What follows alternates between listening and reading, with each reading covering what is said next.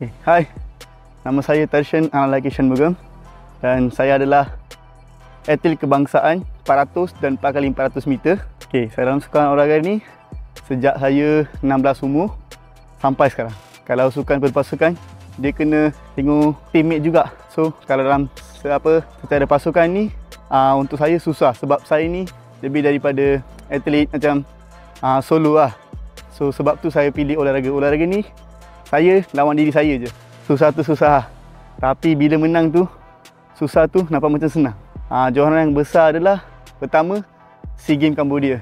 So bila saya pergi sana, saya rasa macam environment dia memang macam best. Best lagi pun nervous dia agak tinggi lah. Sebab saya rasa saya takut sebab team saya tak boleh kalah sebab saya.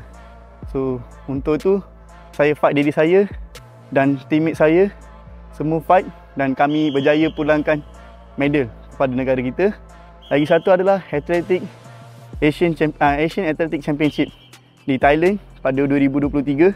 Yang itu juga kejohanan besar dalam kehidupan saya. Yang itu pun sama juga.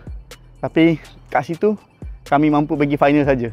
Perbezaan training biasa dan training semasa bulan puasa adalah training biasa selalu kami buat sesi pagi dengan sesi petang.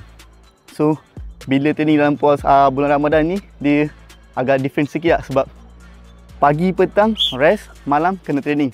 So suasana tu macam nampak macam agak baik. Lagipun environment dia macam tak rasa senang penat. Penat tu penat lah, tapi berbanding dengan petang dengan malam, petang tu lagi penat. So saya rasa best lah training malam. Okay, sasaran pada tahun 2005 adalah saya baru comeback daripada injured. Setahun tu, tahun lepas 2024, saya langsung tak main competition sebab kaki saya mengalami crack, fracture. So tahun ni saya baru comeback. Sasaran tahun ni adalah qualify ke SEA Games 2025 Thailand. Itu je sasaran saya.